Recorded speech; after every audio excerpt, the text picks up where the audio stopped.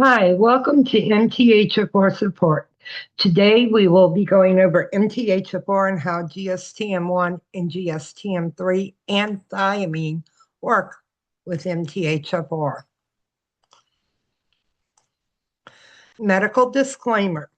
You understand that any information as found within our website is for general, educational, and informational purposes only. You understand that such information is not intended nor otherwise implied to be medical advice. MTHFR, GSTM1, GSTM3, and thiamine, especially fat-soluble fatty B1 forms, are all part of the same system story.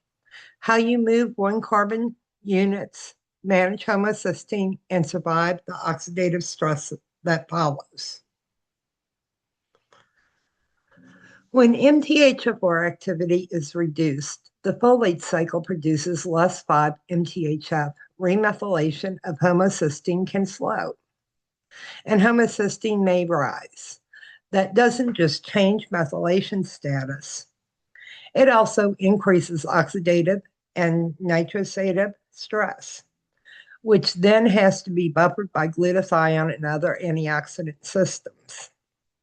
Multiple studies link common MTHFR polymorphisms, particularly the C677T, with higher homocysteine and increased risk of vascular, neurological, and psychiatric conditions, largely through oxidative stress and endothelial dysfunction. GSTM1 and GSTM3 sit downstream in the story. They encode glutathione as transferases that conjugate glutathione to electrophilic and reactive intermediates, xenobiotics, lipid peroxidation products, and other toxic metabolites, so they can be excreted. When someone carries a GSTM1 null genotype or reduced function variants in GSTM3, their capacity to clear these reactive oxygen species can be lower. And research has associated such variants with altered susceptibility to cancers and other chronic diseases, particularly in high exposure or high oxidative stress settings. If you combine increased oxidative load from hyperhomocysteinemia with reduced glutathione conjugation capacity, the system is pushed towards inflammation, endothelial injury, and tissue damage. MTHFR-related homocysteine and GST-related detoxification are not separate gene stories. They are two ends of the same redox rope. This is exactly why working with a skilled practitioner is so important. A single SNP report can't tell you how a real human is functioning.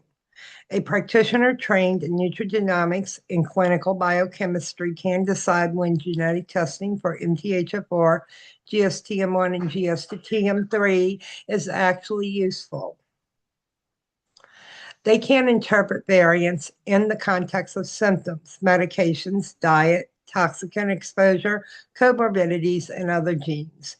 And they can pace interventions so that you are not aggressively stimulating methylation in someone whose glutathione and GST capacity are already strained. Genetics becomes a map, not a sentence. In terms of testing, many clinicians start with functional markers rather than genes alone. On the methylation side, that often includes homocysteine, folate status, vitamin B12, and sometimes methylmalonic acid to clarify intracellular B12 sufficiency, because homocysteine can be elevated for reasons beyond MTHFR alone. On the redox and detox side, they may look at glutathione when available, markers of oxidative stress, liver function tests, and sometimes organic acid profiles that hint at mitochondrial strain or impaired detoxification. Genetic testing for MTHFR, GSTM1, and GSTM3 can then be layered on top of this biochemical picture rather than treated as a standalone product. Fat-soluble thiamine forms, often called fatty B1, such as benfotiamine or other lipid-soluble derivatives, add another layer, especially in the brain. Thiamine is a crucial cofactor for enzymes like pyruvate dehydrogenase and alpha ketoglutarate dehydrogenase in the mitochondria, and for transketolase in the pentose phosphate pathway. By supporting these steps, thiamine helps maintain NADPH production, which is required to regenerate reduced glutathione from its oxidized form. In a state of glutathione deficiency or high oxidative stress, especially in neural tissue with high metabolic demand, adequate thiamine status can be critical for keeping reactive oxygen species in check and preserving mitochondrial and neuronal function.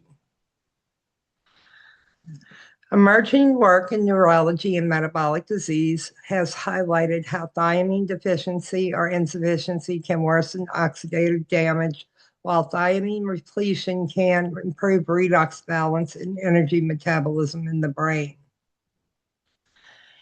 MTHFR influences how efficiently you generate methyl donors and clear homocysteine. GSTM1 and GSTM3 influence how effectively you conjugate and eliminate reactive metabolites with glutathione and thiamine, particularly fat-soluble forms that reach neural tissue well. Helps maintain the mitochondrial and pentose phosphate pathways that generate the reducing power needed to recycle glutathione and neutralize reactive oxygen species in the brain. None of these nutrients operates in isolation, and none should be managed with a one-size-fits-all protocol.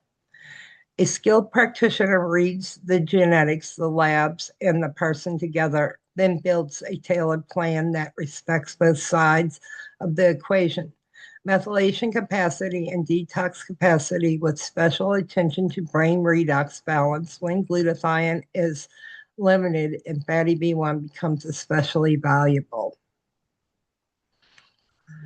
Come and visit us at mthfrsupport.org. We can be a valuable starting point for individuals and practitioners looking for community-driven information, educational materials, and potential guidance on navigating MTHFR and related genetic variations, including GSTM1 and GSTM3. For anyone exploring this complex topic, it is always good practice to combine information from advocacy and support organizations with peer-reviewed research and personalized care from a qualified healthcare practitioner. The interaction between genetics, biochemistry, and supplementation is highly individualized.